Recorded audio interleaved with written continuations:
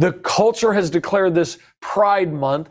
I'm wondering what your thoughts are about Pride Month, as I got a few thoughts on that.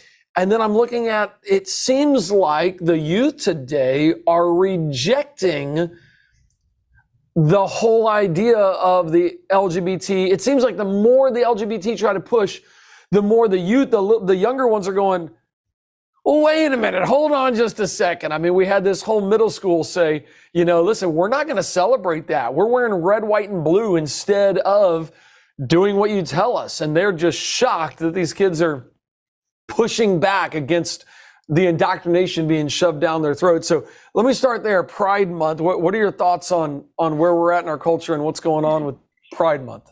Yeah, it's interesting because I found that this year, Pride Month doesn't seem to be quite as loud and proud as other years, which has been really interesting. I haven't seen nearly as much stuff in the news about it. And then again, that middle school, I read about that as well.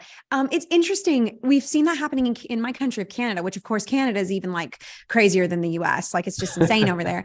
But we're seeing the same thing. Some young people are starting to really push back, which has a really good side. Obviously, we're very thankful that young people are starting to realize the lies they've been fed and are fighting back.